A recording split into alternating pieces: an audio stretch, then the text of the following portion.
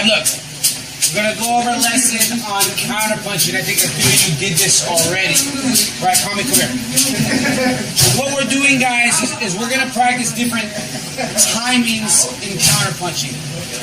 In a real kind of basic way, you can say that there's 3 different timings or places in which I can time the shot to hit him.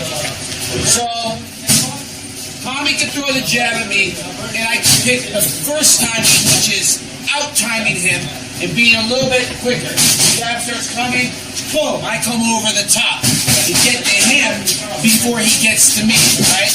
In this particular circumstance, your opponent runs into the punch, and in my personal opinion, this is the best way to counter somebody, because this guy is not going to get away from that shot if I can time it correctly.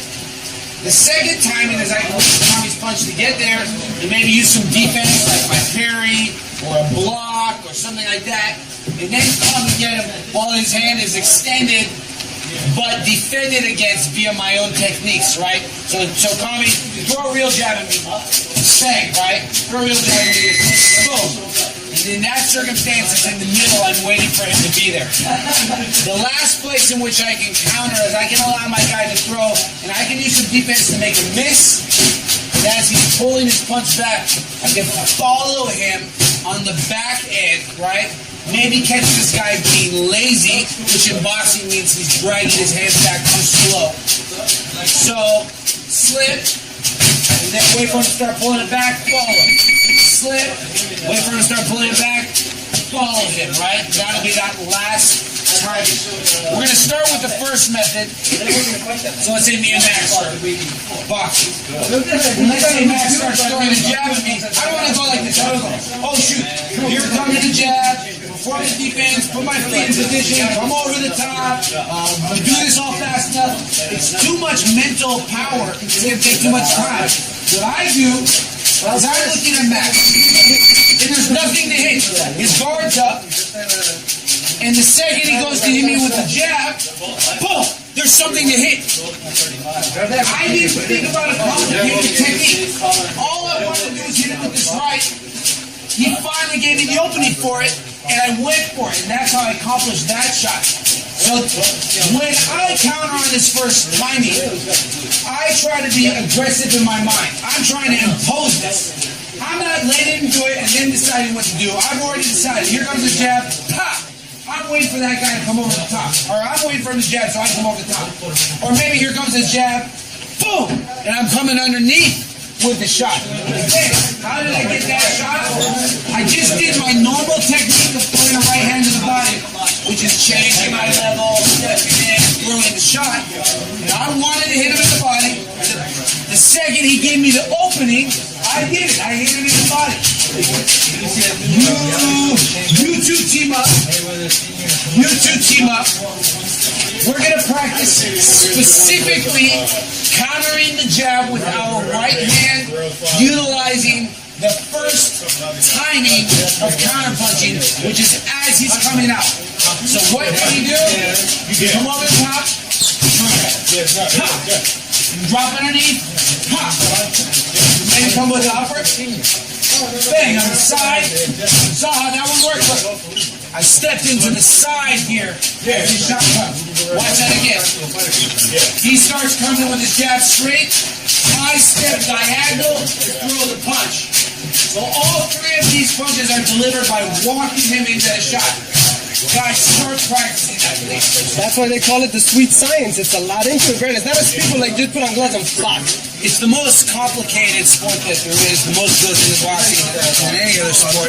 And yeah, so I have these outlaws working on some specific things. They're going slow. They're going slow, but the thing is the timing doesn't change. They can go as slow or fast as they want. The idea is mastering the timing. So when I come over a guy's punch, I don't do it because I'm faster than this guy.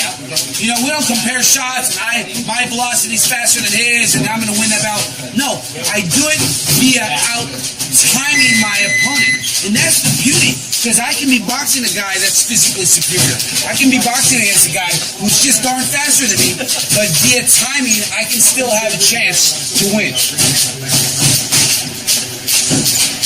Make sure you're taking turns. Make sure this. Look, time, because you did what I don't want. Don't help your opponent. Don't just keep your. Help your opponent by not helping your opponent. Pick a jab that's about 50% power and speed, and just throw that shot. Just step in and throw that shot, and allow your partner that's trying to practice this timing deal with it, all right? I don't want them to get it down right now because you're helping them, and they think they know how to do it, and they go in the ring, it doesn't work, all right? Don't be afraid to fuck up a couple times, all right? You never fuck up. You go back and forth? Yeah. Have no fear of perfection because we will never achieve it. What I've learned right That's now. Salvador Dali, buddy. Don't know who. Yeah, I'm some artist, right? How about this? The best defense is a good offense. And look, that's in a way what that first timing is that your defense is actually hitting the guy. And yeah, that comment is worth a mouthful because that's what a lot of defense is keeping the guy so busy that he can't get his own shots off or stopping him from getting his own shots off because you're landing. Now, Here, look. Steven throws the jab, and I throw the right hand. If I time this properly and land my right hand first, this is going to stop. This now not going to hit me. I'll win that battle.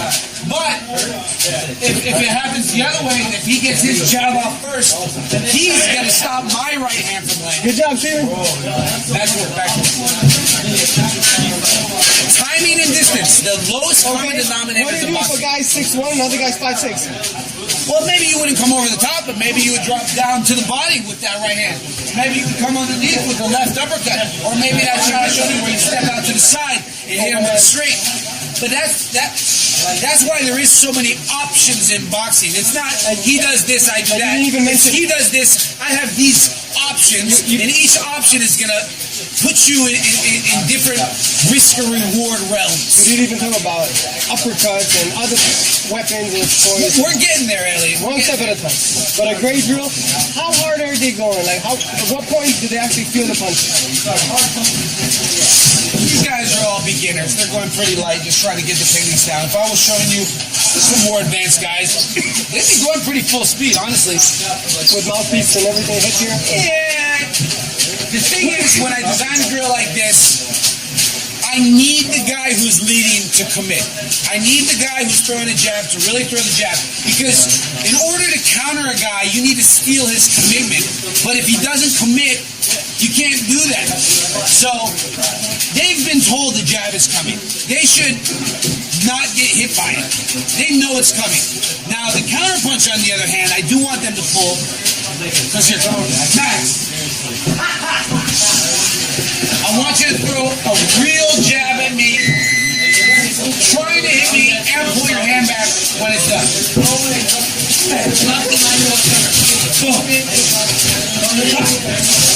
So look, he had to really throw the jab for me to get the counter shot off. But as you notice, I did not really hit him with the counter because if I do this right, he's going to get hit. There's nothing he can do about it, you know? Think about it in time and space. If this shot's coming, he's expecting to hit me. There won't be any defense on this front-end counter. And that's why the front-end counter is so good. Guys, we're going to move to the middle. So now Max is going to throw a jab at me, and I'm going to pick a defensive technique. Maybe I'll parry with my right hand, maybe the left hand, maybe I'll block with both hands, and then I'm going to come with my shot. Boom. Don't leave it up. Stop. Boom.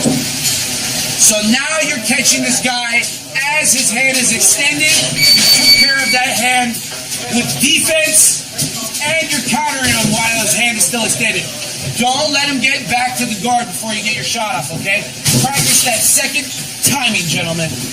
Coach, one question. Yes. One of the things that when I try to do that with the jab and a lot of the time the cross is coming, so I always mess it up. What's the way to do it? Like, letting the cross use the So you definitely have to worry about the right hand coming behind the jab. But let's say you parried with your right hand. So here's already where your mistake is coming. Remember, keep this up. Just don't even give me the room to throw this, right? All the other shit has to remain the same. Your hand's got to be up, your chin's got to be down. So both hands up, parry with your right hand, throw with your right hand. There you go. and then you still have defense for here, okay? Just don't drop your left. But valid question, you know, the guy throws a jab, something's coming behind it for sure. Back to work. I'll let them experiment a little bit with this. Then I'm going to have them work on that last timing that I told you about. We'll probably slip the jab and follow it with the right hand. Then what I'm going to do is I'm going to let them pick their methods in which they want to counter. And remember that countering is, like I said, stealing your opponent's commitment.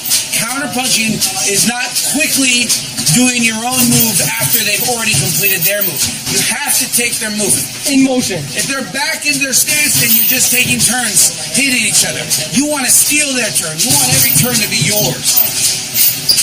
You want to be Juan Manuel Marquez. Marquez, a hell of a counterpuncher, by the way, who uses a lot of the mid and timing against guys.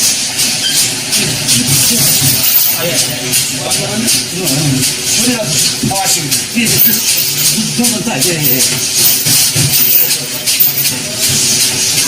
You do everything, coach. The beautiful life of a boxing trainer. You should see me clean bathrooms.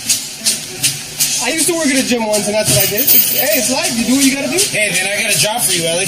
Why not? I don't want to help you. If I have the time, I'll help you out. I just need more hours in a day.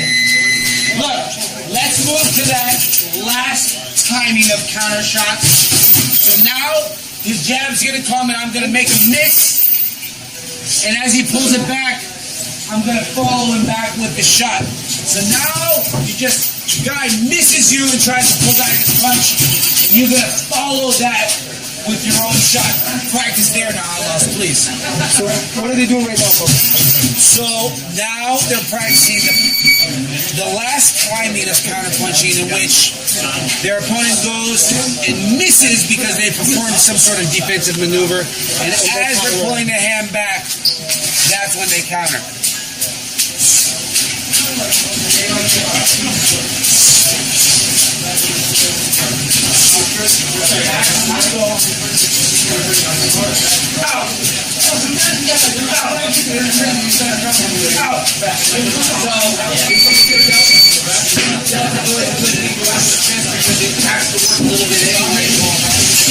And because you had, if this was 10 pounds that I held right here, it would feel a lot different than now that it's out. All right, that's physics. The further away from the woman arm it gets, the harder it's going to be. So hold it here.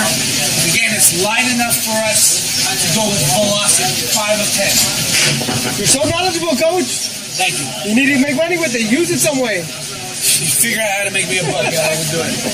But no, thanks so much for the explanation. I think people watching this video will appreciate it. It's a lot of knowledge. Yeah, and you know, look, this is... You should be on HBO Showtime breaking down... I'll be there. The Teddy Atlas show is canceled. Give me some time. But look. This is how these fighters learn these. This is how when Tim Bradley throws a shit right hand at Jesse Vargas and he counters it with his own right, it didn't just happen there out of nowhere. It was just not a lucky punch. This was something that Jesse Vargas trained since the moment he's been in a boxing gym. So when the opportunity was there, he was able to take advantage of it. Now here's something I noticed culturally, I would say, in society, from a social standpoint. Yes. Some areas in Los Angeles, it's in their DNA. Kids walk in at 5 years old, they already have all this down. In some places, people are mature adults and it's their first interaction with boxing. Do you notice sometimes kids come in here? No, look. You're wrong.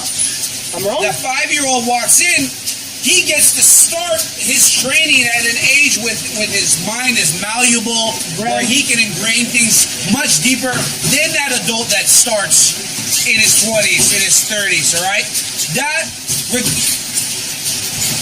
If all their training remained the same, but one guy starts at 5 and one guy starts at 25, the 5-year-old he's gonna bring himself to a level that the 25-year-old just will never be able to reach, skill-wise, brain-wise.